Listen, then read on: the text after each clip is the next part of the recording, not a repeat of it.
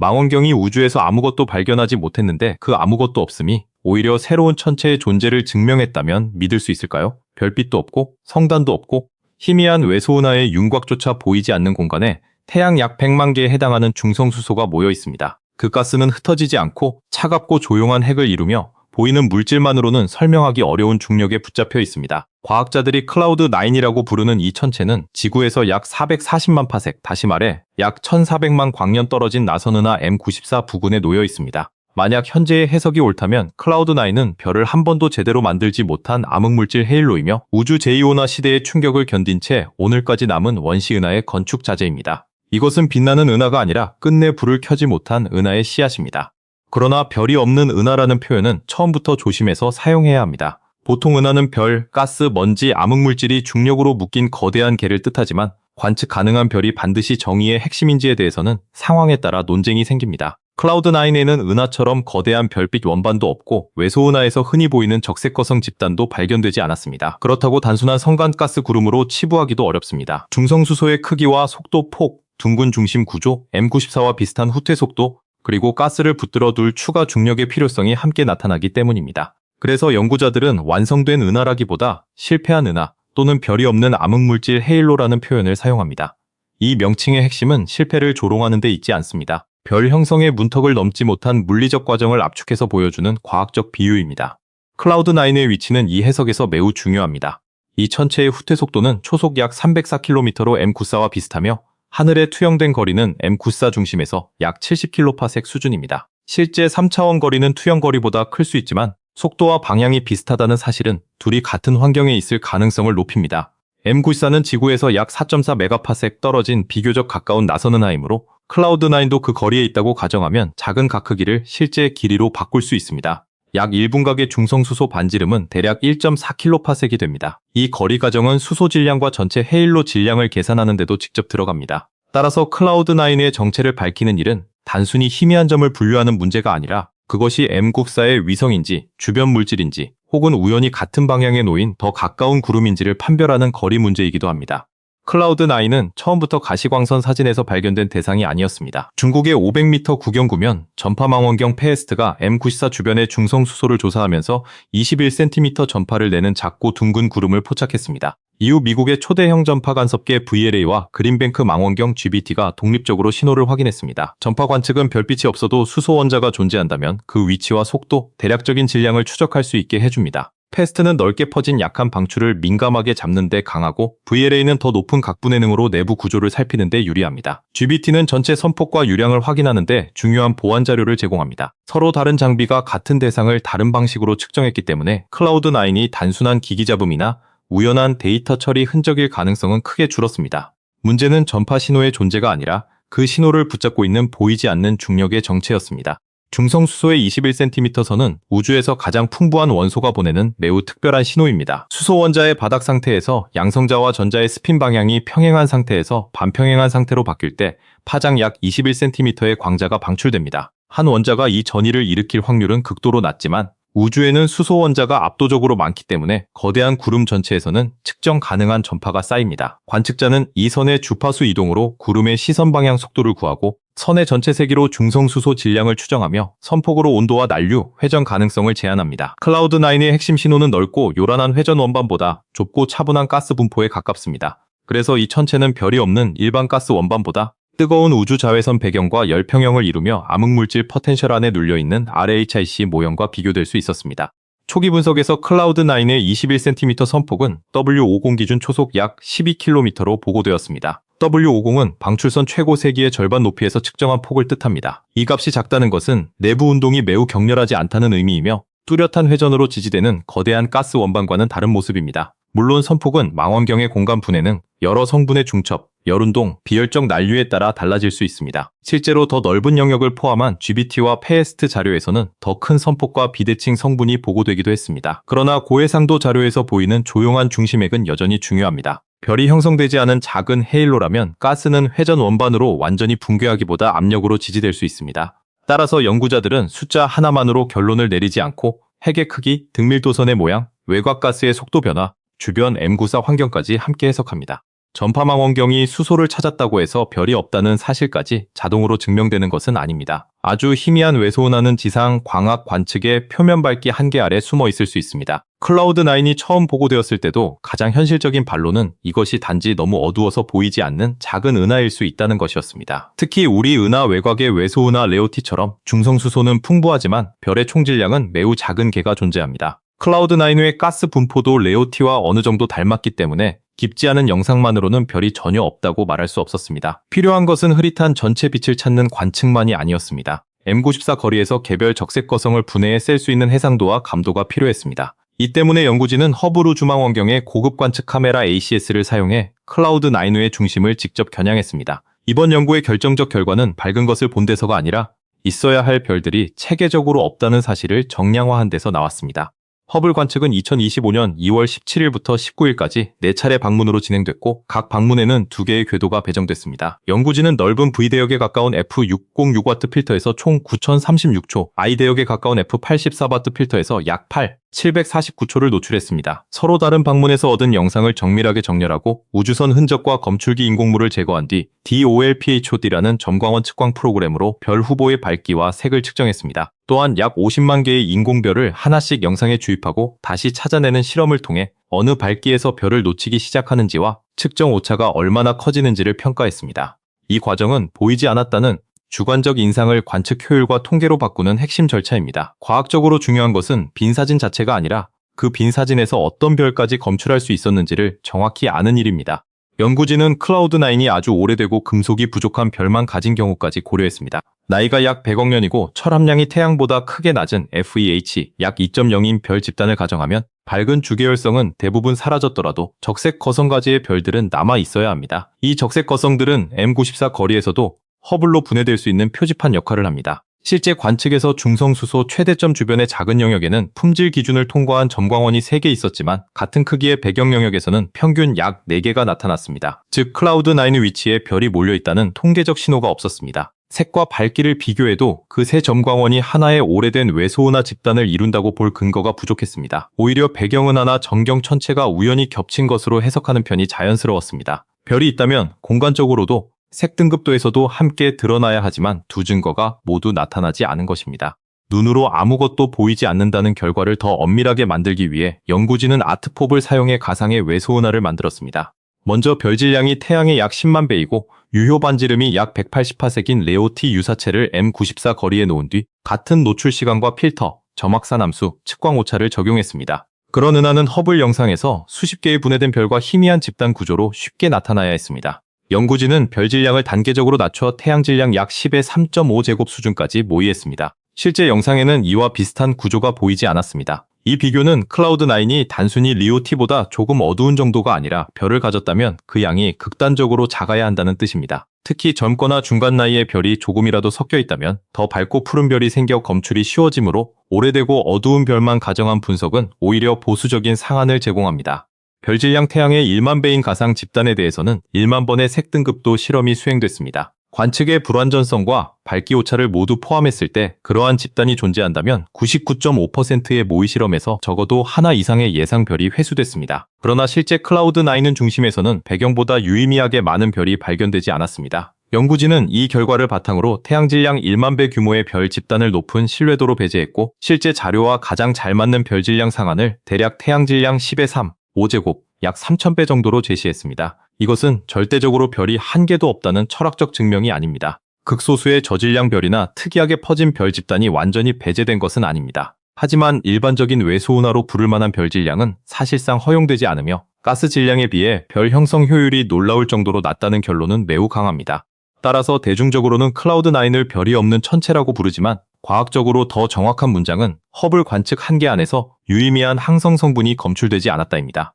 이 차이는 사소한 말장난이 아닙니다. 천문학에서 부재를 주장하려면 언제나 검출 한계와 가정이 따라붙습니다. 거리값이 달라지면 별의 절대 밝기와 수소 질량이 바뀌고 별 집단의 나이와 금속 함량, 공간 분포가 달라지면 검출 확률도 변합니다. 클라우드9 연구는 이런 불확실성을 숨기지 않고 가장 어두운 오래된 별 집단을 가정하며 중심 위치의 오차까지 고려해 주변 1kPa 영역을 추가로 조사했습니다. 그럼에도 뚜렷한 별 과밀은 없었습니다. 그래서 동료 심사를 거친 논문은 클라우드9을 가장 유력한 ERLHIC 후보라고 신중히 표현했고 나사와 ESA 대중 발표는 이를 새로운 종류의 별 없는 가스 암흑물질 구름의 첫 확인 사례로 소개했습니다. 두 표현은 강조점이 다르지만 핵심 관측 결과는 같습니다.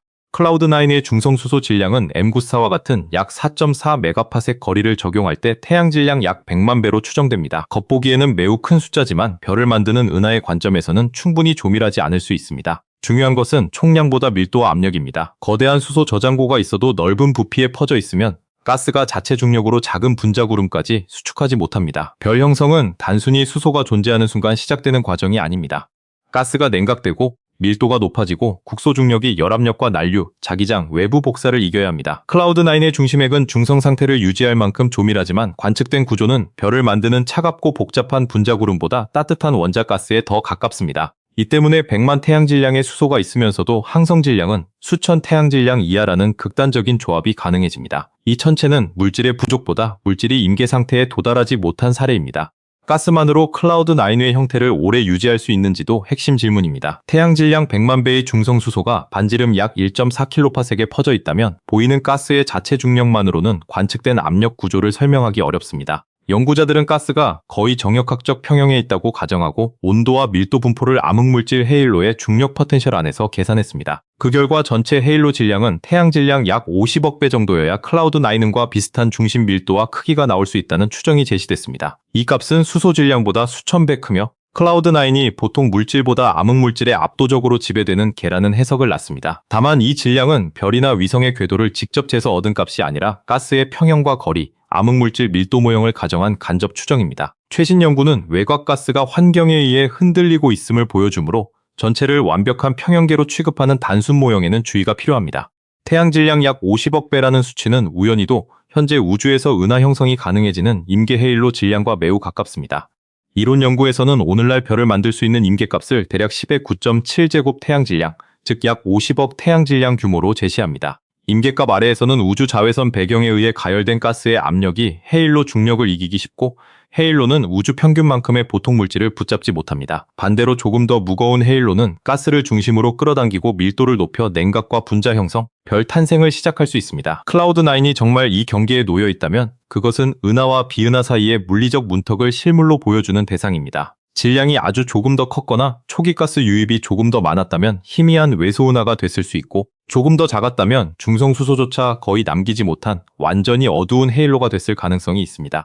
Real HIT은 Reionization Limited HI 클라우드의 약자로 한국어로는 제2온화 제한 중성수소 구름 정도로 옮길 수 있습니다. 이 이름에는 천체의 역사와 현재 상태가 모두 들어 있습니다. HI는 전자를 하나 가진 중성 원자수소를 뜻하고 Reionization Limit는 우주 제2온화가 이 헤일로의 가스 축적과 별 형성을 제한했다는 의미입니다. 이론적 EL HI치식은 별이 없고 낮은 질량의 암흑물질 헤일로 안에 가스가 정역학적으로 놓이며 우주 자외선 배경과 열평형을 이룹니다. 대부분의 가스는 이온화돼 보이지 않지만 중심부에서는 밀도가 높아 재결합이 일어나고 외부 복사를 스스로 차폐하면서 작은 중성수소 핵이 생깁니다. 그래서 RLHI식은 가시광선으로는 거의 완전히 어둡지만 21cm 전파로는 탐지될 수 있습니다.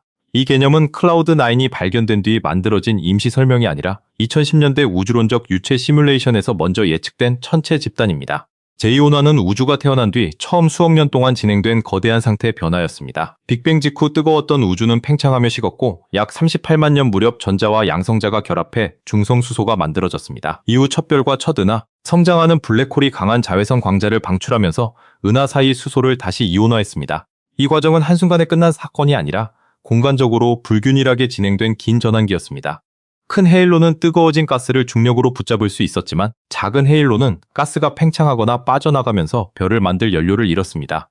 이미 제2온화 전에 별을 조금 만든 헤일로는 오늘날 초미세외 소은하의 조상이 될 수 있었고 별을 만들기 전에 자외선에 가로막힌 헤일로는 어두운 채 남을 수 있었습니다. 클라우드9은 바로 두 번째 경로의 생존자일 가능성이 있습니다. 그래서 초기 우주의 화석이라는 표현은 오래된 물질이라는 뜻보다 초기 우주의 억제 과정을 보존했다는 뜻에 가깝습니다. 클라우드9이 130억 년 전의 빛을 직접 보여주는 것은 아닙니다. 이 천체는 약 1400만 광년밖에 떨어져 있지 않으므로 우리가 보는 모습은 우주론적으로 거의 현재에 해당합니다. 그런데도 초기 우주의 화석이라고 부르는 이유는 그 내부의 진화가 매우 적었을 가능성 때문입니다. 고생물학의 화석이 과거 생물의 형태를 보존하듯 클라우드9은 초기 저질량 헤일로가 별을 만들기 직전 어떤 상태였는지를 보존할 수 있습니다. 별이 태어났다면 초신성 폭발이 가스를 가열하고 금속을 공급하며 중심 암흑물질 분포까지 흔들었을 것입니다. 반복된 가스 유출과 유입은 원래 구조를 크게 바꿨을 수 있습니다. 하지만 클라우드9에는 그런 항성 피드백의 흔적이 극도로 제한적일 가능성이 큽니다. 따라서 이 천체의 가스 분포는 복잡한 은하 진화의 결과라기보다 암흑물질 중력과 우주 자외선 배경, 주변 환경 사이의 비교적 단순한 균형을 더 직접적으로 반영할 수 있습니다. 이 점은 암흑물질 연구에서 특별한 장점이 됩니다. 보통 외소은하의 질량 분포를 추정하려면 별의 속도를 측정하지만 별은 형성 과정과 초신성 피드백, 쌍성 운동, 조석 교란의 영향을 받습니다. 관측 가능한 별의 수가 적으면 통계도 불안정해집니다. 반면 이상적인 ELHI에서는 가스의 온도와 압력, 밀도 분포가 암흑물질 포텐셜에 직접 반응합니다. 중성수소의 열폭과 공간 분포를 충분히 정밀하게 측정하면 헤일로의 질량과 농축도, 중심 밀도 기울기를 추론할 수 있습니다. 2026년의 이론 연구는 모의 ROLHIC의 3차원 가스 분포와 2차원 중성수소 지도를 사용해 헤일로 질량을 복원하는 방법을 시험했습니다. 그 결과 집단 평균에서는 질량을 비교적 안정적으로 회수할 수 있었지만 개별 천체에서는 환경 밀도와 헤일로 농축도 사이에 퇴화가 생겼습니다. 즉 클라우드9은 깨끗한 실험실이 될 수 있지만 주변 환경을 무시한 단순한 저울은 아닙니다. 표준 우주론인 람다 차가운 암흑물질 모형은 작은 암흑물질 헤일로가 큰 헤일로보다 훨씬 많이 존재해야 한다고 예측합니다. 그러나 관측되는 외소은하의 수는 순수 암흑물질 계산에서 기대되는 작은 하위 헤일로 수보다 적습니다. 이 차이는 흔히 작은 규모의 위성 문제나 누락 위성 문제와 연결돼 논의됩니다. 현대 해석에서는 이것이 반드시 암흑물질 모형의 실패를 뜻하지 않습니다. 제2온화와 초신성 피드백이 작은 헤일로의 별 형성을 억제하면 수많은 헤일로가 존재하더라도 빛을 내는 은하는 일부에 불과할 수 있습니다. 클라우드9 같은 천체는 바로 그 보이지 않는 다수의 중간 단계를 찾는 시도입니다. 암흑물질 헤일로가 실제로 존재하면서도 별을 만들지 못했다는 증거가 쌓이면 헤일로 수와 은하 수를 동일시해서는 안 된다는 설명이 강해집니다. 반대로 예상보다 RELHIC 거의 발견되지 않는다면 가스 보존과 환경 방리, 암흑물질의 작은 규모 구조에 대한 모형을 다시 조정해야 합니다. 클라우드9이 단순한 조석잔해인지 여부도 반드시 검토해야 합니다. 큰 은하들이 상호작용하거나 작은 위성을 찢을 때 별이 거의 없는 중성수소 구름과 긴 꼬리가 만들어질 수 있습니다. 이런 가스는 암흑물질 헤일로 없이도 일시적으로 덩어리처럼 보일 수 있습니다. 따라서 별이 없다는 사실만으로 RELHIC라고 결론 내리면 위험합니다.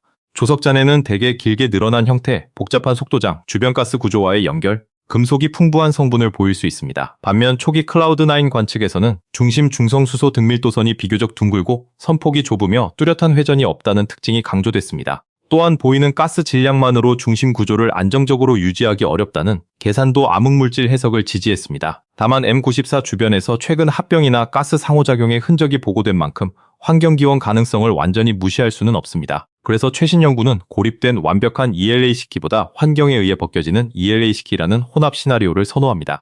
2026년 7월 공개된 새로운 페스트 사전 논문은 클라우드9을 하나의 단순한 둥근 구름으로 보는 그림을 수정했습니다. 새 자료에서 총 21cm 유량은 약 0.35 플러스 마이너스 0.03 젠스키 킬로미터 매초로 측정됐고 VLA 자료와 결합했을 때 중성수소는 조용하고 작은 중심핵과 더 넓고 희미한 외피의 두 성분으로 나뉘었습니다. 외곽 성분은 약 7kps에 걸쳐 초속 약 25km의 일관된 속도 기울기를 보였습니다. 중요한 점은 이 기울기가 회전 원반의 전형적인 위치 속도 구조와 잘 맞지 않았다는 것입니다. 연구진은 M94의 뜨거운 헤일로 가스와 상호작용하면서 생긴 큰 규모의 정돈된 운동으로 해석했습니다. 중심핵은 여전히 동역학적으로 차분하고 추가 중력에 묶인 듯 보이지만 외피는 주변 환경에 의해 늘어나고 밀려난 흔적을 갖습니다. 이 결과는 클라우드9의 암흑물질 본성을 부정하기보다 그 생존 과정이 생각보다 역동적임을 보여줍니다.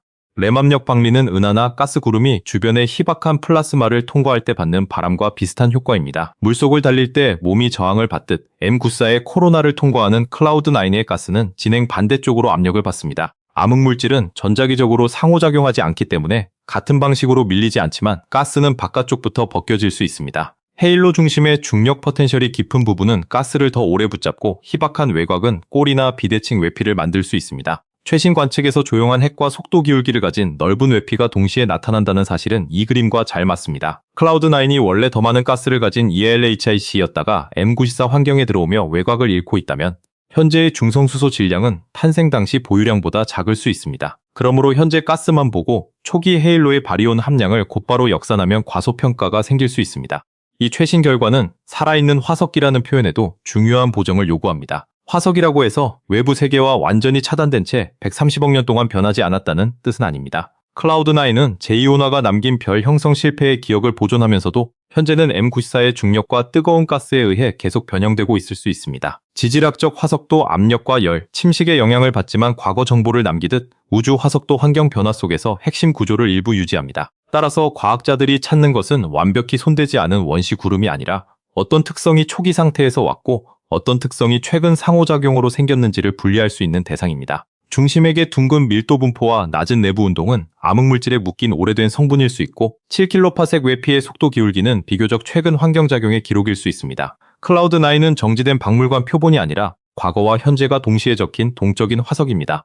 클라우드9을 이해하려면 보통 은하에서 별 형성이 얼마나 많은 단계를 거치는지 살펴볼 필요가 있습니다. 헤일로가 우주 거대 구조의 필라멘트에서 가스를 받아들이면 가스는 충격과 압축을 겪고 에너지를 방출하며 중심으로 내려갑니다. 원자수소가 충분히 냉각되면 밀도가 높은 구름이 생기고 먼지와 금속이 있다면 분자수소 형성과 냉각이 더 쉬워집니다. 이후 국소 중력이 내부 압력을 이기는 영역에서 핵이 붕괴하고 원시별이 태어납니다. 그러나 금속이 거의 없거나 자외선장이 강하면 냉각 경로가 제한됩니다. 작은 헤일로에서는 탈출 속도도 낮아 가열된 가스가 쉽게 팽창합니다. 클라우드9은 이 연쇄 과정의 앞부분에서 멈춘 대상으로 볼 수 있습니다. 수소를 모으는 데는 성공했지만 충분한 중심 밀도와 차폐, 냉각을 확보해 지속적인 별 형성을 시작하지 못했습니다. 그래서 실패는 아무 일도 일어나지 않았다는 뜻이 아니라 은하 탄생 과정이 임계점 직전에서 중단됐다는 뜻입니다. 제2온화 이후의 우주 자외선 배경은 클라우드9 같은 작은 헤일로에 지속적인 온도 바닥을 제공합니다. 수소가 이온화될 때 광자의 에너지가 전자와 이온의 운동 에너지로 바뀌면서 가스가 가열됩니다. 따뜻해진 가스는 압력이 커지고 같은 밀도에서도 더 쉽게 팽창합니다. 헤일로의 중력이 약하면 중심으로 수축하는 대신 넓게 퍼진 상태를 유지합니다. 그러나 가장 안쪽에서는 밀도가 올라가 재결합 속도가 광이온화 속도를 따라잡을 수 있습니다. 중성수소가 쌓이면 바깥 자외선을 흡수하는 자체 차폐가 일어나 작은 HI 핵이 형성됩니다. RLHIC 모형에서 관측 가능한 것은 이 중성 핵이지만 전체 가스의 상당 부분은 더 넓고 이온화된 상태로 존재할 수 있습니다. 따라서 21cm로 측정한 100만 태양 질량은 클라우드9의 모든 보통 물질을 뜻하지 않습니다. 주변 이온화 외피까지 포함한 총가스량은 더 클 수 있으며 그 분포는 자외선 세기와 환경 압력에 민감합니다.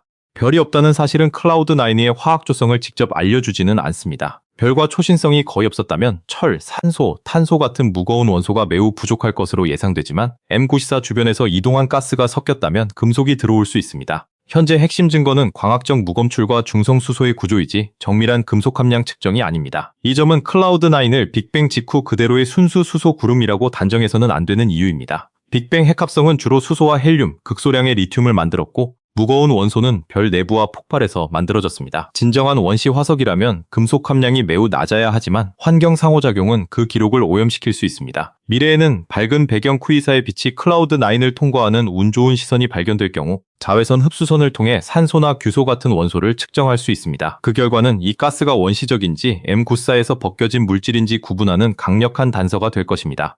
클라우드9의 둥근 중심 모양도 단순한 미적 특징이 아니라 물리적 정보입니다. 회전이 강한 가스는 납작한 원반을 만들고 조성력에 찢긴 잔해는 길고 불규칙한 형태를 띠기 쉽습니다. 반면 열압력으로 지지되며 구형 암흑물질 포텐셜 안에 놓인 가스는 비교적 둥근 등밀도선을 만들 수 있습니다. 초기 패스트 자료에서 클라우드9이 둥글게 보였다는 사실은 RHIC 해석의 출발점이 됐습니다. VLA의 더 높은 분해능에서는 약한 비대칭과 변형이 드러났고 최신 패스트 자료에서는 넓은 외피가 확인됐습니다. 이는 낮은 분해능에서는 매끈한 하나의 구름처럼 보이던 대상이 실제로는 여러 공간 규모의 구조를 가졌음을 뜻합니다. 천문학에서는 망원경의 빔 크기가 천체의 형태를 바꿔 보이게 할 수 있습니다. 따라서 둥글다는 초기 인상과 환경에 흔들린다는 최신 결론은 모순되지 않습니다. 작은 중심은 둥글고 큰 외피는 비대칭일 수 있습니다.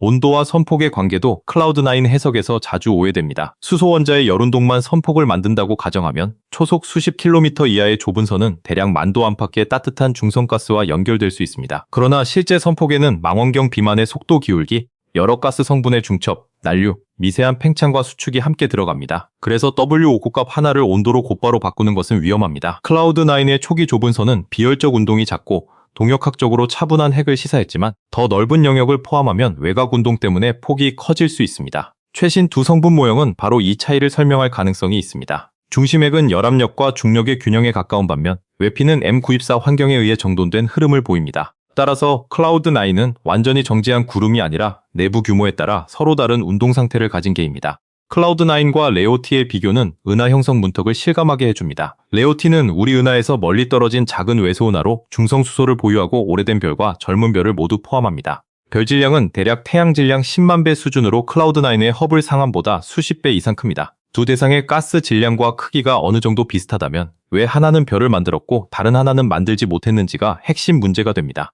가능한 차이는 헤일로 질량, 형성 시기, 제2온화 이전의 밀도, 가스 가군동량, 주변 자외선장, 환경 방리 역사입니다. 임계 질량 근처에서는 아주 작은 초기 조건 차이가 완전히 다른 결과를 만들 수 있습니다. 한쪽은 제2온화 전에 첫 별을 만들어 금속 냉각과 추가별 형성을 이어갔고 다른 쪽은 첫 붕괴가 늦어져 자외선 장벽에 막혔을 수 있습니다. 클라우드9과 레오티는 성공과 실패를 가르는 단 하나의 원인보다 여러 조건의 임계 조합을 보여주는 자연 실험입니다. 은하가 되려면 최소 질량이 얼마인가라는 질문에는 하나의 고정된 숫자로 답하기 어렵습니다. 임계 질량은 우주 시대에 따라 달라지고 자외선 배경의 세기와 가스 금속 함량, 헤일로의 성장 속도, 주변 밀도에 의존합니다. 빠르게 성장하는 헤일로는 가스를 더 강하게 압축할 수 있고 같은 현재 질량이라도 과거 형성사가 다르면 별의 유무가 달라질 수 있습니다. 제2온화 전에 중심 밀도가 높았던 헤일로는 작은 질량에서도 별을 만들었을 수 있지만 늦게 조립된 헤일로는 더 커진 뒤에도 한동안 어두울 수 있습니다. 클라우드9에서 추정된 약 50억 태양 질량은 오늘날의 대표적 임계값과 가깝지만 오차가 없는 절대 경계는 아닙니다. 오히려 이 천체의 가치는 이론적 경계의 폭을 실제 관측으로 좁힐 수 있다는 데 있습니다. 별 질량 상한과 가스 분포, 환경을 함께 맞추면 어떤 성장사가 별 없는 상태를 만들었는지 역으로 제한할 수 있습니다. 암흑물질 헤일로의 밀도 모형도 중요한 불확실성입니다. 초기 분석은 차가운 암흑물질 시뮬레이션에서 흔히 나타나는 나바로 프랭크 화이트, 즉 NFW 형태를 사용해 클라우드9을 설명했습니다.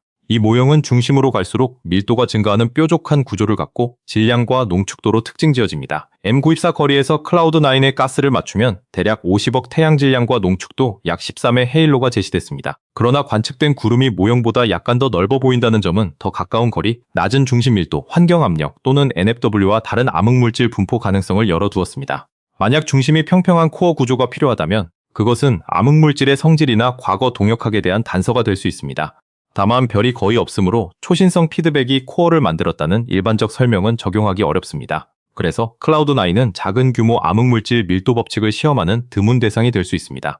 그렇다고 클라우드9 하나가 차가운 암흑물질을 확정하거나 대체 모형을 즉시 배제하는 것은 아닙니다.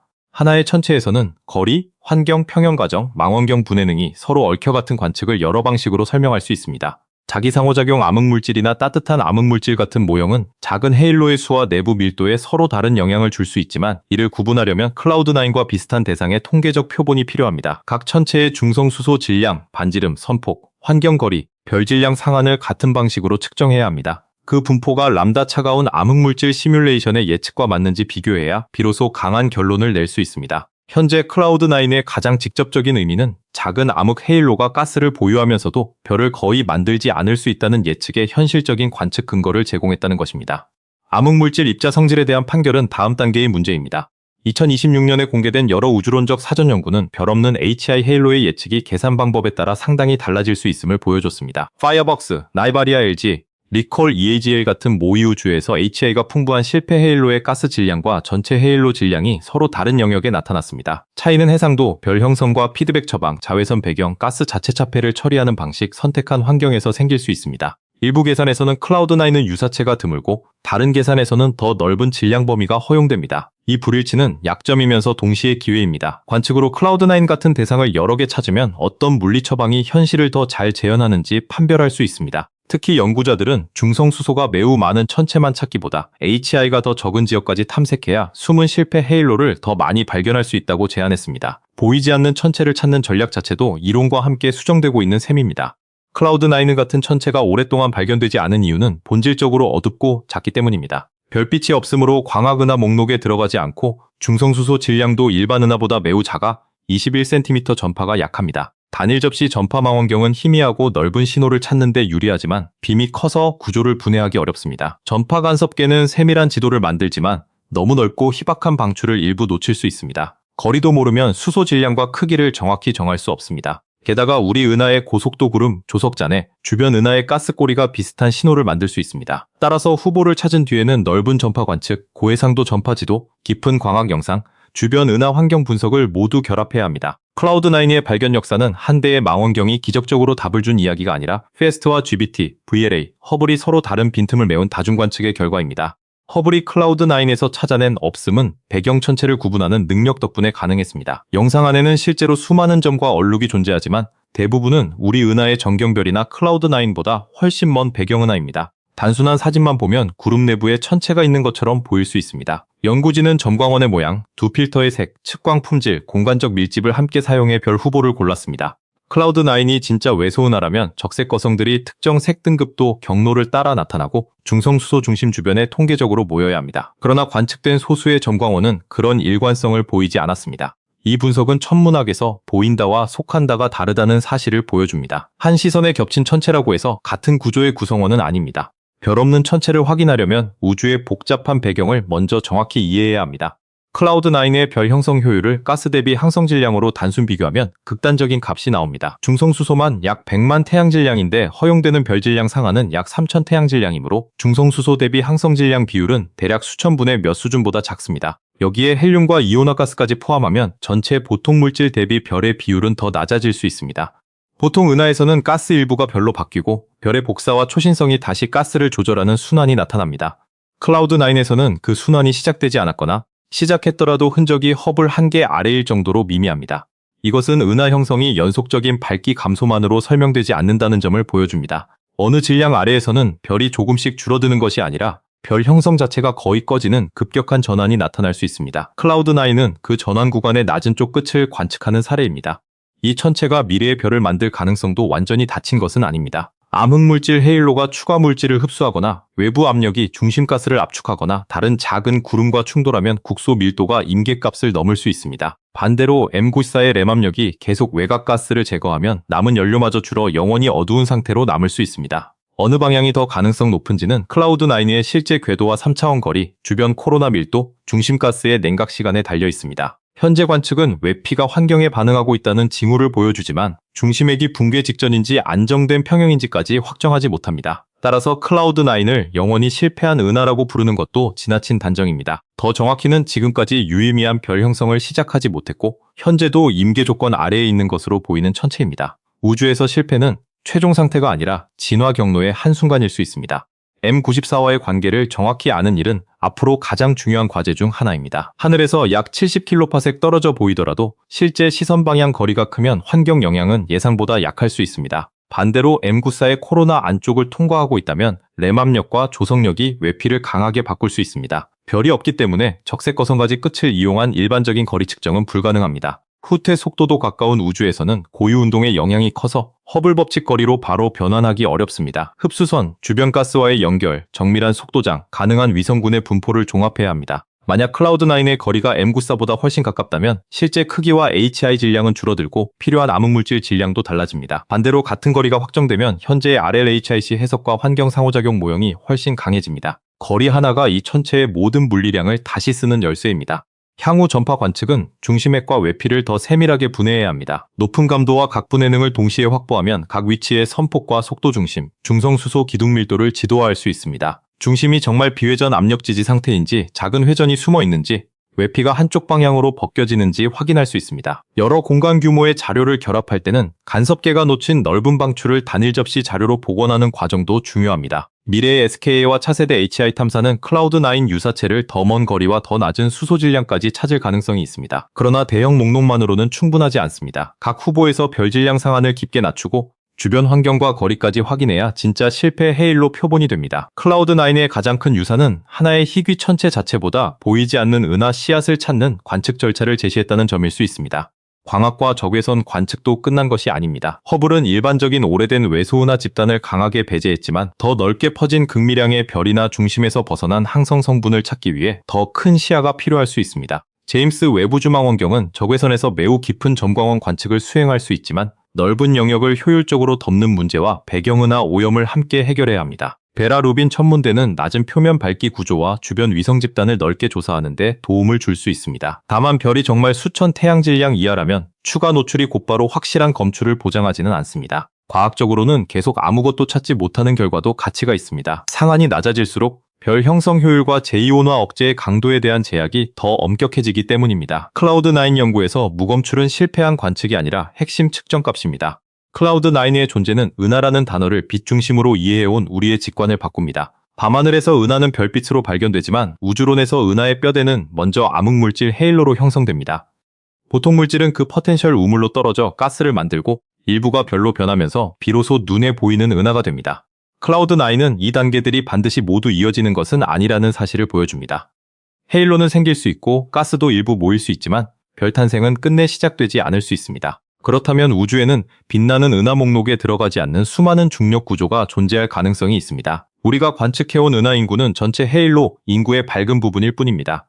클라우드9은 보이지 않는 부분을 처음으로 구체적인 크기와 질량, 가스 분포를 가진 대상으로 끌어낸 사례입니다. 은하 형성 연구의 초점이 빛에서 중력과 가스로 확장되는 순간입니다. 이 발견은 초기 우주를 연구하기 위해 반드시 가장 먼 천체만 볼 필요는 없다는 사실도 보여줍니다.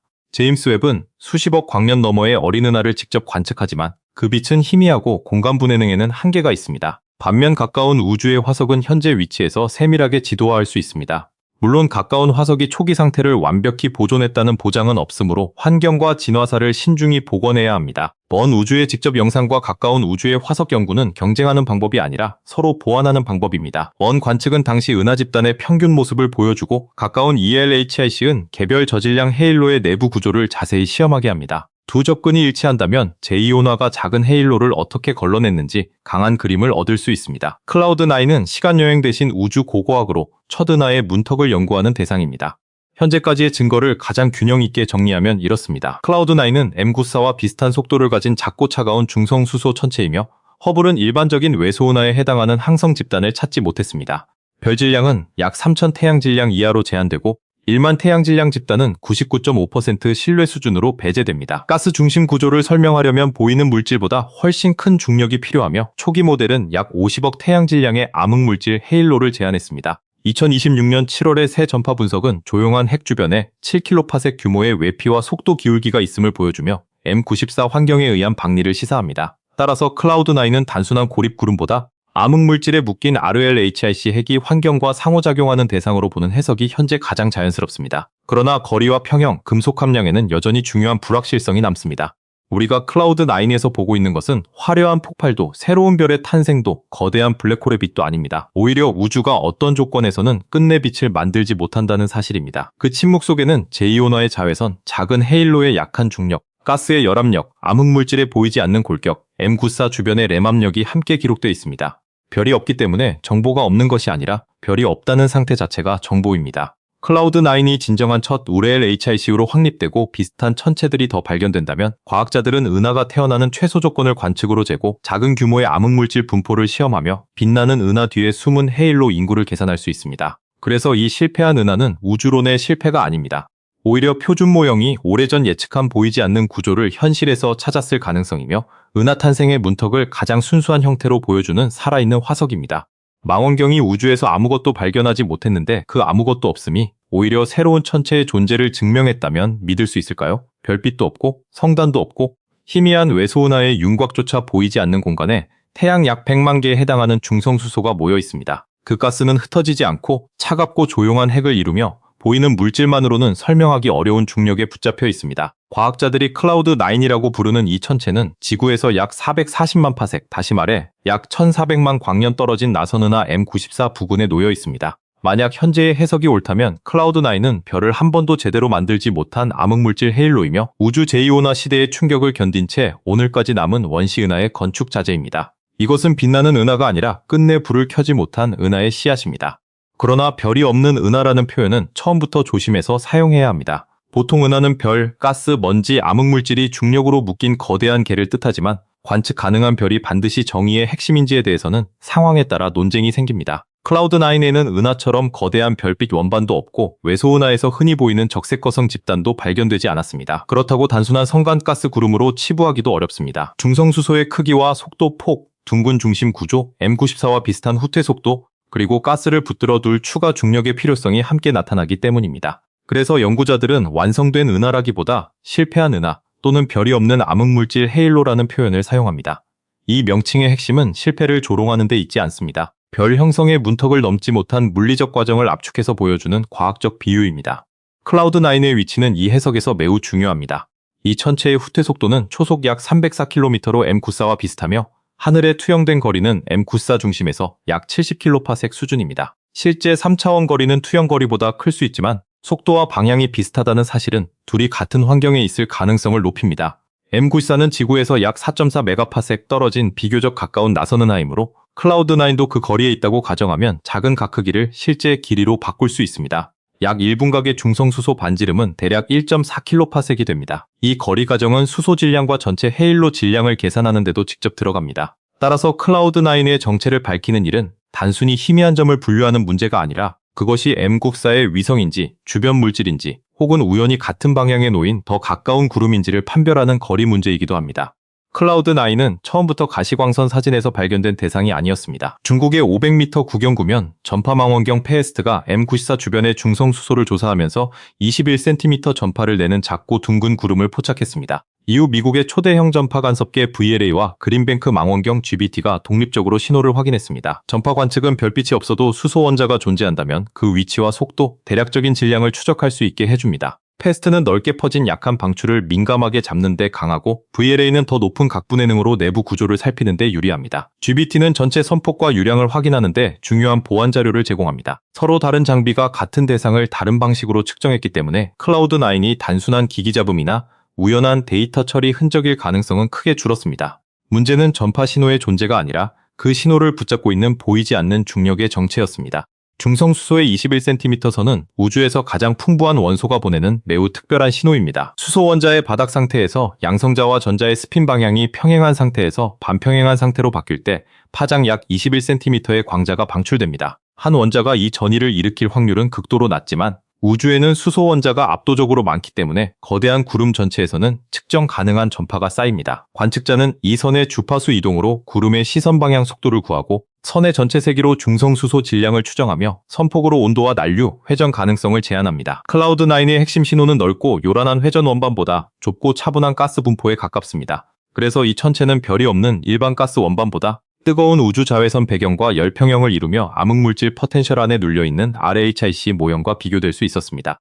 초기 분석에서 클라우드9의 21cm 선폭은 W50 기준 초속 약 12km로 보고되었습니다. W50은 방출선 최고 세기의 절반 높이에서 측정한 폭을 뜻합니다. 이 값이 작다는 것은 내부 운동이 매우 격렬하지 않다는 의미이며 뚜렷한 회전으로 지지되는 거대한 가스 원반과는 다른 모습입니다. 물론 선폭은 망원경의 공간 분해는 여러 성분의 중첩, 열운동, 비열적 난류에 따라 달라질 수 있습니다. 실제로 더 넓은 영역을 포함한 GBT와 페에스트 자료에서는 더 큰 선폭과 비대칭 성분이 보고되기도 했습니다. 그러나 고해상도 자료에서 보이는 조용한 중심액은 여전히 중요합니다. 별이 형성되지 않은 작은 헤일로라면 가스는 회전 원반으로 완전히 붕괴하기보다 압력으로 지지될 수 있습니다. 따라서 연구자들은 숫자 하나만으로 결론을 내리지 않고 핵의 크기, 등밀도선의 모양, 외곽 가스의 속도 변화, 주변 M94 환경까지 함께 해석합니다. 전파망원경이 수소를 찾았다고 해서 별이 없다는 사실까지 자동으로 증명되는 것은 아닙니다. 아주 희미한 외소은하는 지상 광학 관측의 표면 밝기 한계 아래 숨어 있을 수 있습니다. 클라우드9이 처음 보고되었을 때도 가장 현실적인 반론은 이것이 단지 너무 어두워서 보이지 않는 작은 은하일 수 있다는 것이었습니다. 특히 우리 은하 외곽의 외소은하 레오티처럼 중성수소는 풍부하지만 별의 총질량은 매우 작은 개가 존재합니다. 클라우드9의 가스 분포도 레오티와 어느 정도 닮았기 때문에 깊지 않은 영상만으로는 별이 전혀 없다고 말할 수 없었습니다. 필요한 것은 흐릿한 전체 빛을 찾는 관측만이 아니었습니다. M94 거리에서 개별 적색 거성을 분해해 셀 수 있는 해상도와 감도가 필요했습니다. 이 때문에 연구진은 허블 우주망원경의 고급 관측 카메라 ACS를 사용해 클라우드9의 중심을 직접 겨냥했습니다. 이번 연구의 결정적 결과는 밝은 것을 본 데서가 아니라 있어야 할 별들이 체계적으로 없다는 사실을 정량화한 데서 나왔습니다.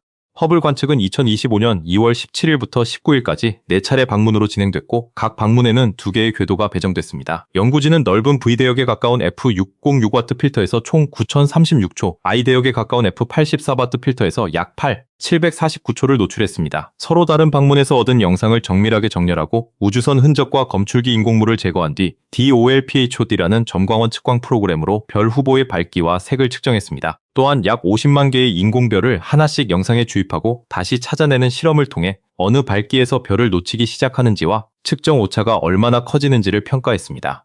이 과정은 보이지 않았다는 주관적 인상을 관측 효율과 통계로 바꾸는 핵심 절차입니다. 과학적으로 중요한 것은 빈 사진 자체가 아니라 그 빈 사진에서 어떤 별까지 검출할 수 있었는지를 정확히 아는 일입니다.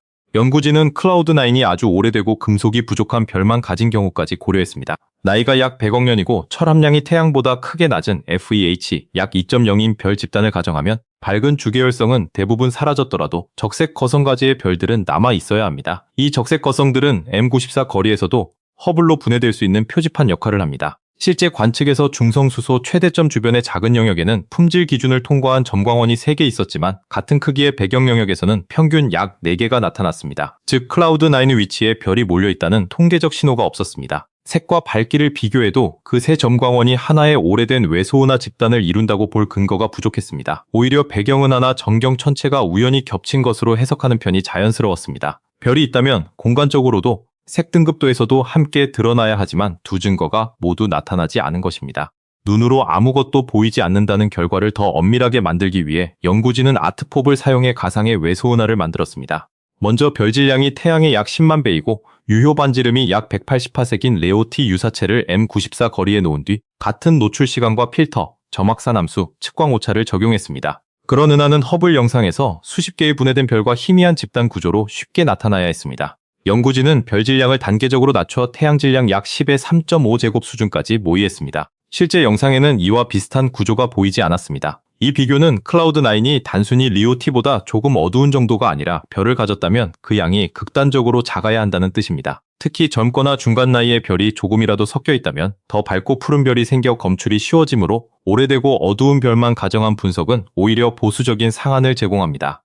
별 질량 태양의 1만 배인 가상 집단에 대해서는 1만 번의 색 등급도 실험이 수행됐습니다. 관측의 불완전성과 밝기 오차를 모두 포함했을 때 그러한 집단이 존재한다면 99.5%의 모의 실험에서 적어도 하나 이상의 예상별이 회수됐습니다. 그러나 실제 클라우드9 중심에서는 배경보다 유의미하게 많은 별이 발견되지 않았습니다. 연구진은 이 결과를 바탕으로 태양 질량 1만 배 규모의 별 집단을 높은 신뢰도로 배제했고 실제 자료와 가장 잘 맞는 별 질량 상한을 대략 태양 질량 10의 3, 5제곱, 약 3,000배 정도로 제시했습니다. 이것은 절대적으로 별이 한 개도 없다는 철학적 증명이 아닙니다. 극소수의 저질량 별이나 특이하게 퍼진 별 집단이 완전히 배제된 것은 아닙니다. 하지만 일반적인 외소은하로 부를 만한 별 질량은 사실상 허용되지 않으며 가스 질량에 비해 별 형성 효율이 놀라울 정도로 낮다는 결론은 매우 강합니다.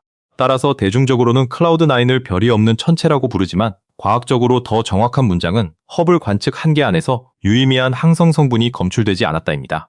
이 차이는 사소한 말장난이 아닙니다. 천문학에서 부재를 주장하려면 언제나 검출 한계와 가정이 따라붙습니다. 거리값이 달라지면 별의 절대 밝기와 수소 질량이 바뀌고 별 집단의 나이와 금속 함량, 공간 분포가 달라지면 검출 확률도 변합니다. 클라우드9 연구는 이런 불확실성을 숨기지 않고 가장 어두운 오래된 별 집단을 가정하며 중심 위치의 오차까지 고려해 주변 1kPa 영역을 추가로 조사했습니다. 그럼에도 뚜렷한 별 과밀은 없었습니다. 그래서 동료 심사를 거친 논문은 클라우드9을 가장 유력한 ERLHIC 후보라고 신중히 표현했고 나사와 ESA 대중 발표는 이를 새로운 종류의 별 없는 가스암 흑물질 구름의 첫 확인 사례로 소개했습니다. 두 표현은 강조점이 다르지만 핵심 관측 결과는 같습니다.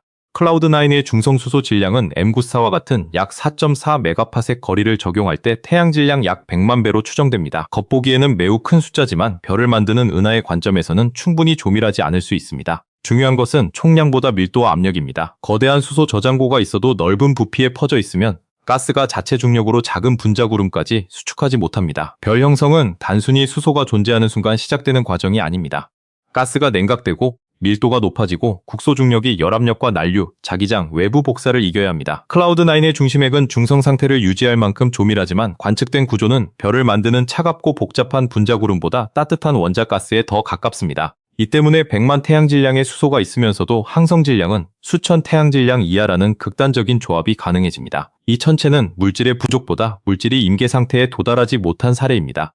가스만으로 클라우드9의 형태를 오래 유지할 수 있는지도 핵심 질문입니다. 태양 질량 100만 배의 중성수소가 반지름 약 1.4kPa에 퍼져 있다면 보이는 가스의 자체 중력만으로는 관측된 압력 구조를 설명하기 어렵습니다. 연구자들은 가스가 거의 정역학적 평형에 있다고 가정하고 온도와 밀도 분포를 암흑물질 헤일로의 중력 포텐셜 안에서 계산했습니다. 그 결과 전체 헤일로 질량은 태양 질량 약 50억 배 정도여야 클라우드9과 비슷한 중심 밀도와 크기가 나올 수 있다는 추정이 제시됐습니다. 이 값은 수소 질량보다 수천 배 크며 클라우드9이 보통 물질보다 암흑물질에 압도적으로 지배되는 개라는 해석을 놨습니다. 다만 이 질량은 별이나 위성의 궤도를 직접 재서 얻은 값이 아니라 가스의 평형과 거리, 암흑물질 밀도 모형을 가정한 간접 추정입니다. 최신 연구는 외곽가스가 환경에 의해 흔들리고 있음을 보여주므로 전체를 완벽한 평형계로 취급하는 단순 모형에는 주의가 필요합니다.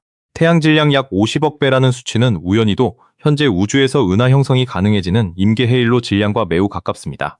이론 연구에서는 오늘날 별을 만들 수 있는 임계값을 대략 10의 9.7제곱 태양 질량, 즉 약 50억 태양 질량 규모로 제시합니다. 임계값 아래에서는 우주 자외선 배경에 의해 가열된 가스의 압력이 헤일로 중력을 이기기 쉽고 헤일로는 우주 평균만큼의 보통 물질을 붙잡지 못합니다. 반대로 조금 더 무거운 헤일로는 가스를 중심으로 끌어당기고 밀도를 높여 냉각과 분자 형성, 별 탄생을 시작할 수 있습니다. 클라우드9이 정말 이 경계에 놓여 있다면 그것은 은하와 비은하 사이의 물리적 문턱을 실물로 보여주는 대상입니다. 질량이 아주 조금 더 컸거나 초기 가스 유입이 조금 더 많았다면 희미한 외소은하가 됐을 수 있고 조금 더 작았다면 중성수소조차 거의 남기지 못한 완전히 어두운 헤일로가 됐을 가능성이 있습니다. Real HIT은 Reionization Limited HI 클라우드의 약자로 한국어로는 제2온화 제한 중성수소 구름 정도로 옮길 수 있습니다. 이 이름에는 천체의 역사와 현재 상태가 모두 들어 있습니다. HI는 전자를 하나 가진 중성 원자수소를 뜻하고 Reionization Limit는 우주 제2온화가 이 헤일로의 가스 축적과 별 형성을 제한했다는 의미입니다. 이론적 EL HI 지식은 별이 없고 낮은 질량의 암흑물질 헤일로 안에 가스가 정역학적으로 놓이며 우주 자외선 배경과 열평형을 이룹니다. 대부분의 가스는 이온화돼 보이지 않지만 중심부에서는 밀도가 높아 재결합이 일어나고 외부 복사를 스스로 차폐하면서 작은 중성수소 핵이 생깁니다. 그래서 RLHI식은 가시광선으로는 거의 완전히 어둡지만 21cm 전파로는 탐지될 수 있습니다. 이 개념은 클라우드9이 발견된 뒤 만들어진 임시 설명이 아니라 2010년대 우주론적 유체 시뮬레이션에서 먼저 예측된 천체 집단입니다. 제2온화는 우주가 태어난 뒤 처음 수억 년 동안 진행된 거대한 상태의 변화였습니다. 빅뱅 직후 뜨거웠던 우주는 팽창하며 식었고 약 38만 년 무렵 전자와 양성자가 결합해 중성수소가 만들어졌습니다. 이후 첫 별과 첫 은하, 성장하는 블랙홀이 강한 자외선 광자를 방출하면서 은하 사이 수소를 다시 이온화했습니다. 이 과정은 한순간에 끝난 사건이 아니라 공간적으로 불균일하게 진행된 긴 전환기였습니다.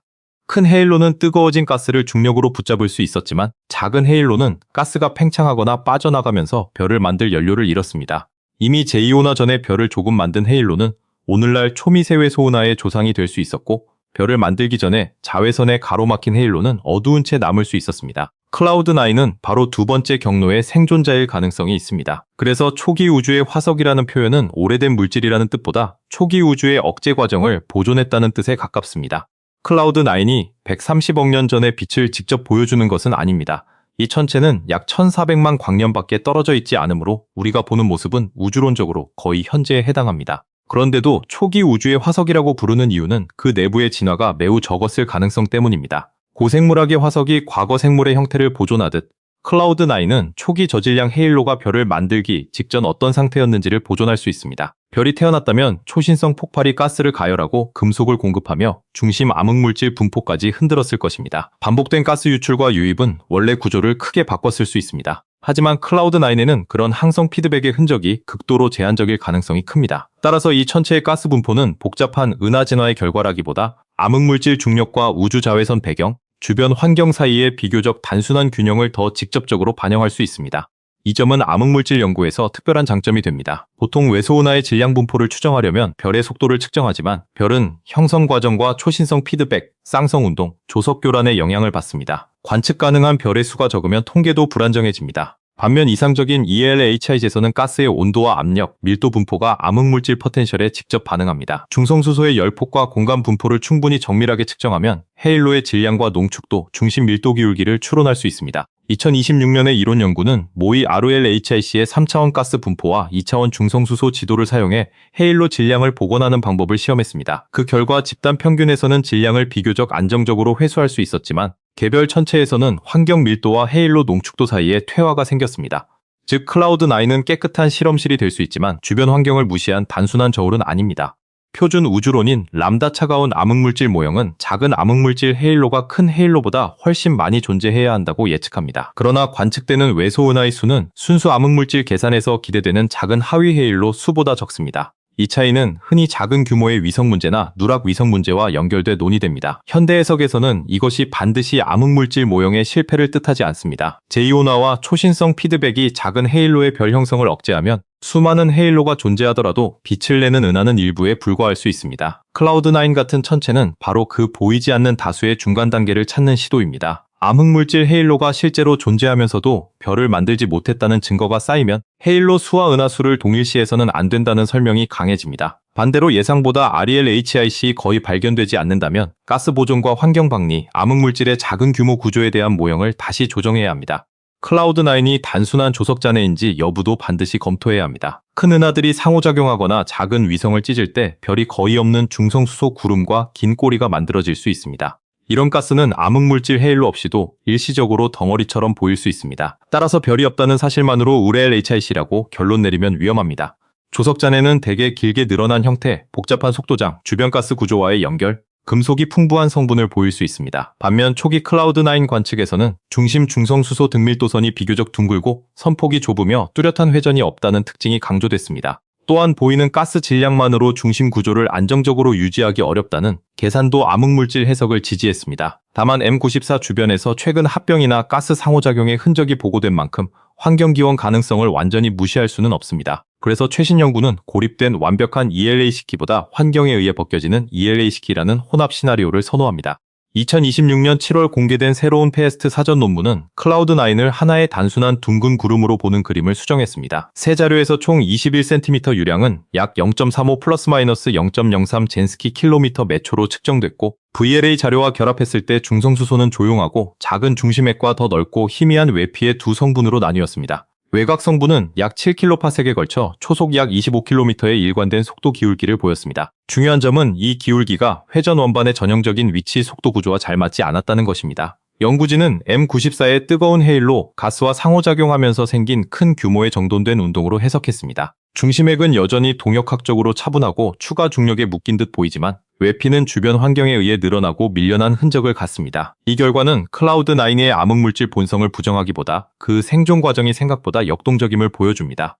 램압력 방리는 은하나 가스구름이 주변의 희박한 플라스마를 통과할 때 받는 바람과 비슷한 효과입니다. 물속을 달릴 때 몸이 저항을 받듯 M94의 코로나를 통과하는 클라우드9의 가스는 진행 반대쪽으로 압력을 받습니다. 암흑물질은 전자기적으로 상호작용하지 않기 때문에 같은 방식으로 밀리지 않지만 가스는 바깥쪽부터 벗겨질 수 있습니다. 헤일로 중심의 중력 포텐셜이 깊은 부분은 가스를 더 오래 붙잡고 희박한 외곽은 골이나 비대칭 외피를 만들 수 있습니다. 최신 관측에서 조용한 핵과 속도 기울기를 가진 넓은 외피가 동시에 나타난다는 사실은 이 그림과 잘 맞습니다. 클라우드9이 원래 더 많은 가스를 가진 ELHIC였다가 M94 환경에 들어오며 외곽을 잃고 있다면 현재의 중성수소 질량은 탄생 당시 보유량보다 작을 수 있습니다. 그러므로 현재 가스만 보고 초기 헤일로의 바리온 함량을 곧바로 역산하면 과소평가가 생길 수 있습니다.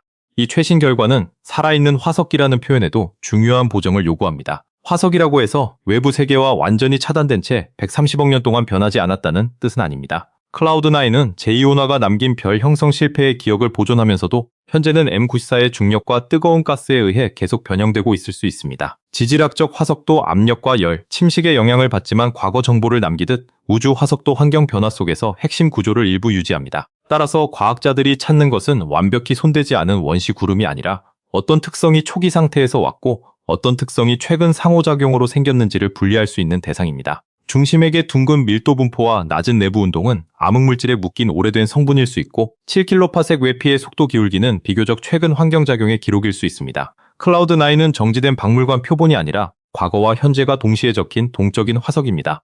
클라우드9을 이해하려면 보통 은하에서 별 형성이 얼마나 많은 단계를 거치는지 살펴볼 필요가 있습니다. 헤일로가 우주 거대 구조의 필라멘트에서 가스를 받아들이면 가스는 충격과 압축을 겪고 에너지를 방출하며 중심으로 내려갑니다. 원자수소가 충분히 냉각되면 밀도가 높은 구름이 생기고 먼지와 금속이 있다면 분자수소 형성과 냉각이 더 쉬워집니다. 이후 국소 중력이 내부 압력을 이기는 영역에서 핵이 붕괴하고 원시별이 태어납니다. 그러나 금속이 거의 없거나 자외선장이 강하면 냉각 경로가 제한됩니다. 작은 헤일로에서는 탈출 속도도 낮아 가열된 가스가 쉽게 팽창합니다. 클라우드9은 이 연쇄 과정의 앞부분에서 멈춘 대상으로 볼 수 있습니다. 수소를 모으는 데는 성공했지만 충분한 중심 밀도와 차폐, 냉각을 확보해 지속적인 별 형성을 시작하지 못했습니다. 그래서 실패는 아무 일도 일어나지 않았다는 뜻이 아니라 은하 탄생 과정이 임계점 직전에서 중단됐다는 뜻입니다. 제2호나 이후의 우주 자외선 배경은 클라우드9 같은 작은 헤일로에 지속적인 온도 바닥을 제공합니다. 수소가 이온화될 때 광자의 에너지가 전자와 이온의 운동 에너지로 바뀌면서 가스가 가열됩니다. 따뜻해진 가스는 압력이 커지고 같은 밀도에서도 더 쉽게 팽창합니다. 헤일로의 중력이 약하면 중심으로 수축하는 대신 넓게 퍼진 상태를 유지합니다. 그러나 가장 안쪽에서는 밀도가 올라가 재결합 속도가 광이온화 속도를 따라잡을 수 있습니다. 중성수소가 쌓이면 바깥 자외선을 흡수하는 자체 차폐가 일어나 작은 HI 핵이 형성됩니다. RLHIC 모형에서 관측 가능한 것은 이 중성 핵이지만 전체 가스의 상당 부분은 더 넓고 이온화된 상태로 존재할 수 있습니다. 따라서 21cm로 측정한 100만 태양 질량은 클라우드9의 모든 보통 물질을 뜻하지 않습니다. 주변 이온화 외피까지 포함한 총가스량은 더 클 수 있으며 그 분포는 자외선 세기와 환경 압력에 민감합니다.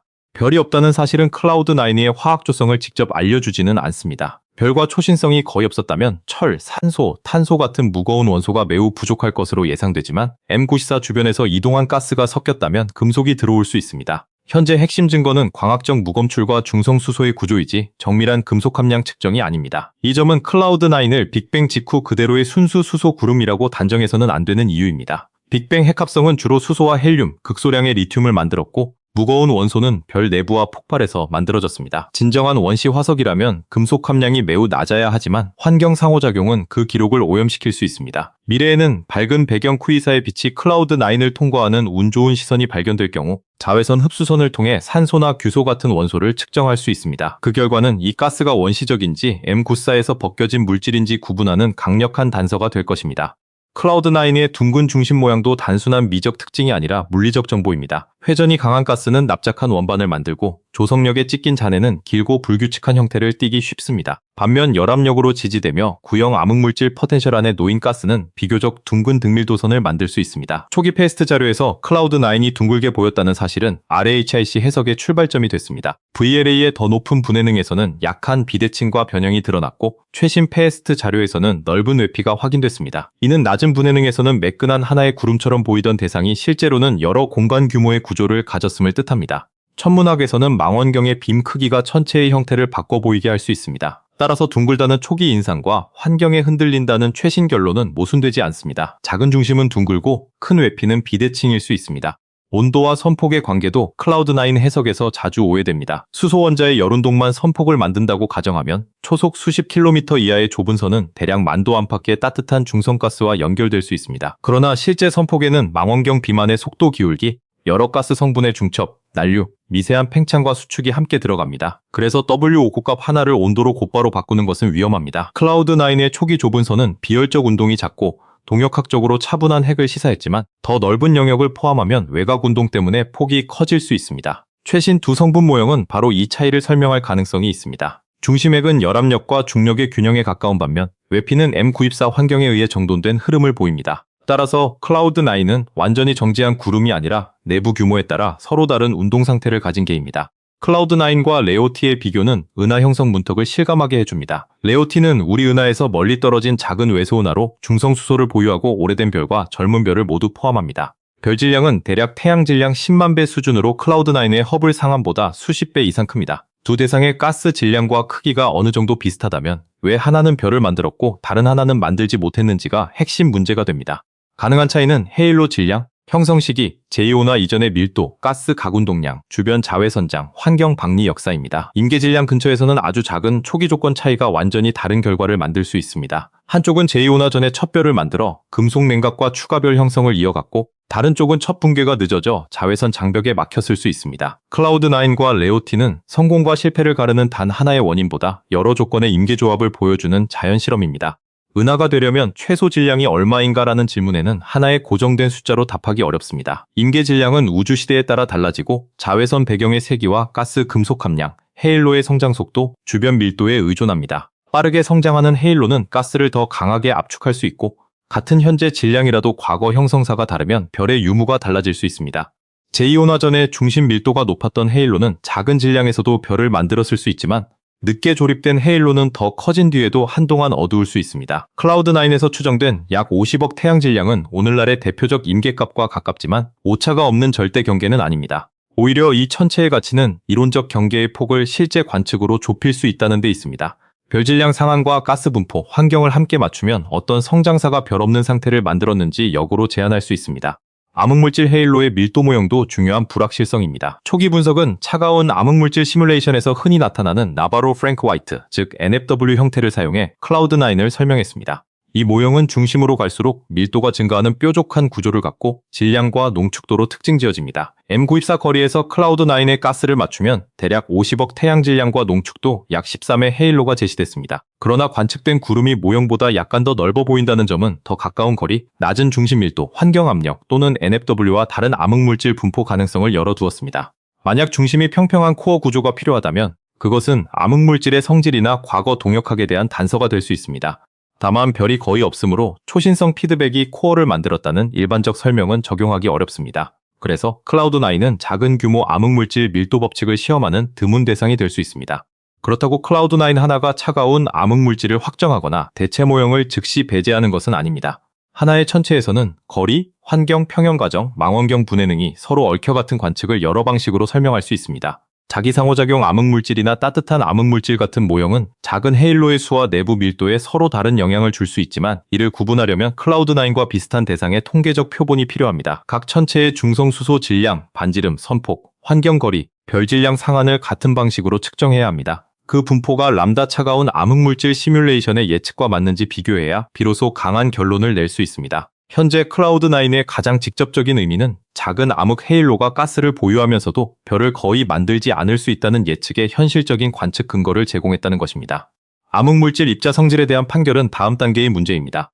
2026년에 공개된 여러 우주론적 사전 연구는 별 없는 HI 헤일로의 예측이 계산 방법에 따라 상당히 달라질 수 있음을 보여줬습니다. 파이어벅스, 나이바리아 LG, 리콜 EAGL 같은 모의 우주에서 HI가 풍부한 실패 헤일로의 가스 질량과 전체 헤일로 질량이 서로 다른 영역에 나타났습니다. 차이는 해상도, 별 형성과 피드백 처방, 자외선 배경, 가스 자체 차폐를 처리하는 방식, 선택한 환경에서 생길 수 있습니다. 일부 계산에서는 클라우드9은 유사체가 드물고 다른 계산에서는 더 넓은 질량 범위가 허용됩니다. 이 불일치는 약점이면서 동시에 기회입니다. 관측으로 클라우드9 같은 대상을 여러 개 찾으면 어떤 물리 처방이 현실을 더 잘 재현하는지 판별할 수 있습니다. 특히 연구자들은 중성수소가 매우 많은 천체만 찾기보다 HI가 더 적은 지역까지 탐색해야 숨은 실패 헤일로를 더 많이 발견할 수 있다고 제안했습니다. 보이지 않는 천체를 찾는 전략 자체도 이론과 함께 수정되고 있는 셈입니다.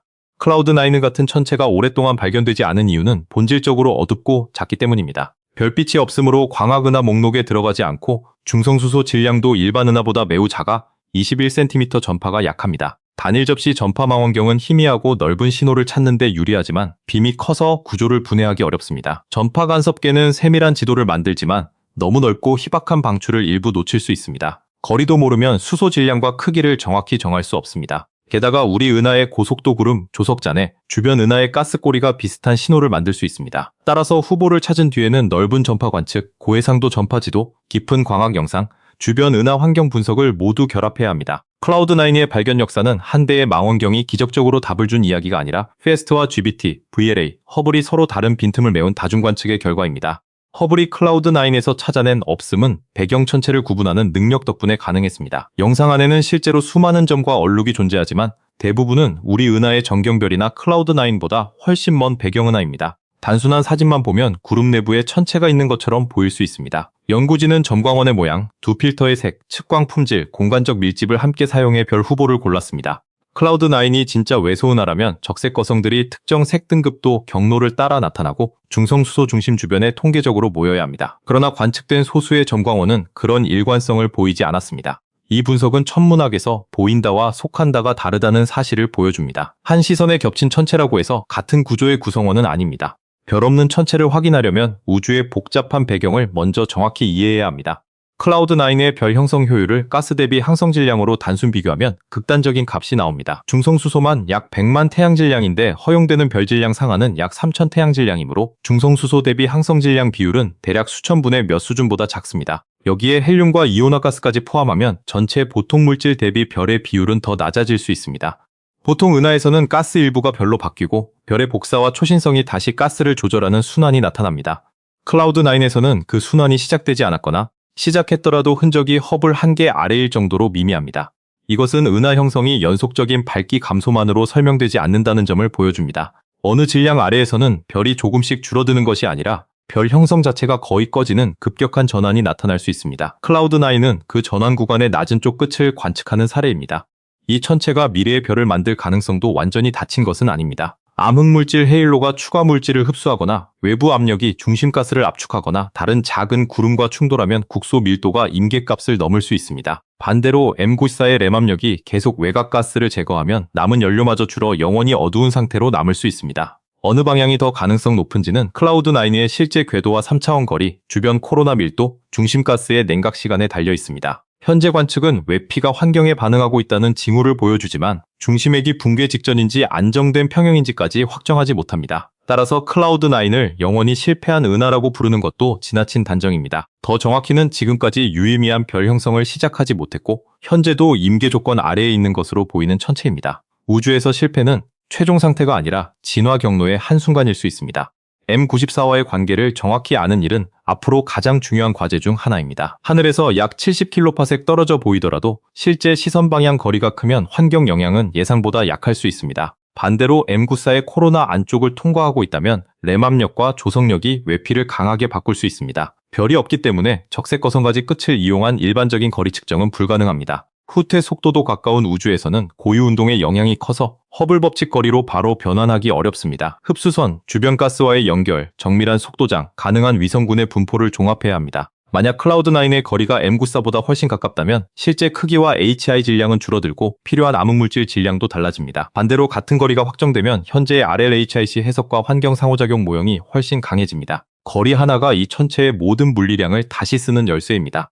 향후 전파 관측은 중심액과 외피를 더 세밀하게 분해해야 합니다. 높은 감도와 각 분해능을 동시에 확보하면 각 위치의 선폭과 속도 중심, 중성수소 기둥 밀도를 지도화할 수 있습니다. 중심이 정말 비회전 압력 지지 상태인지 작은 회전이 숨어 있는지 외피가 한쪽 방향으로 벗겨지는지 확인할 수 있습니다. 여러 공간 규모의 자료를 결합할 때는 간섭계가 놓친 넓은 방출을 단일 접시 자료로 복원하는 과정도 중요합니다. 미래의 SKA와 차세대 HI 탐사는 클라우드9 유사체를 더 먼 거리와 더 낮은 수소 질량까지 찾을 가능성이 있습니다. 그러나 대형 목록만으로는 충분하지 않습니다. 각 후보에서 별 질량 상한을 깊게 낮추고 주변 환경과 거리까지 확인해야 진짜 실패 헤일로 표본이 됩니다. 클라우드9의 가장 큰 유사는 하나의 희귀 천체 자체보다 보이지 않는 은하 씨앗을 찾는 관측 절차를 제시했다는 점일 수 있습니다.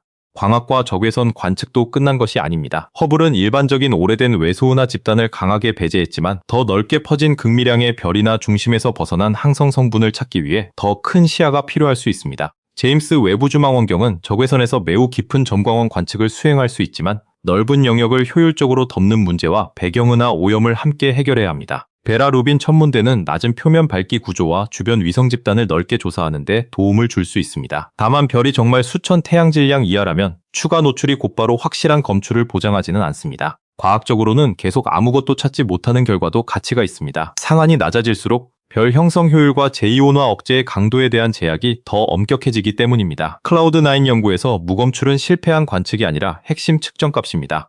클라우드9의 존재는 은하라는 단어를 빛 중심으로 이해해온 우리의 직관을 바꿉니다. 밤하늘에서 은하는 별빛으로 발견되지만 우주론에서 은하의 뼈대는 먼저 암흑물질 헤일로로 형성됩니다.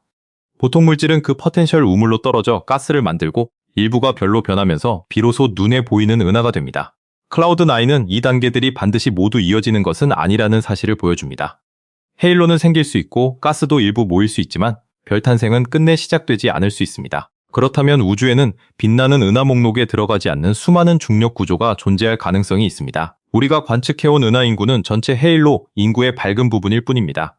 클라우드9은 보이지 않는 부분을 처음으로 구체적인 크기와 질량, 가스 분포를 가진 대상으로 끌어낸 사례입니다. 은하 형성 연구의 초점이 빛에서 중력과 가스로 확장되는 순간입니다.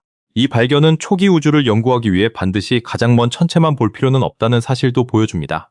제임스 웹은 수십억 광년 너머의 어린 은하를 직접 관측하지만 그 빛은 희미하고 공간 분해능에는 한계가 있습니다. 반면 가까운 우주의 화석은 현재 위치에서 세밀하게 지도화할 수 있습니다.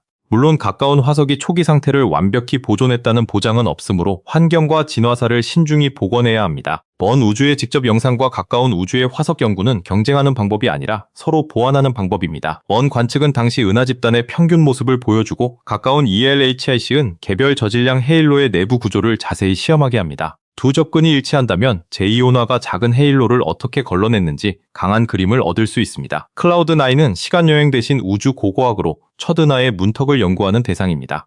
현재까지의 증거를 가장 균형 있게 정리하면 이렇습니다. 클라우드9은 M94와 비슷한 속도를 가진 작고 차가운 중성 수소 천체이며 허블은 일반적인 외소은하에 해당하는 항성 집단을 찾지 못했습니다.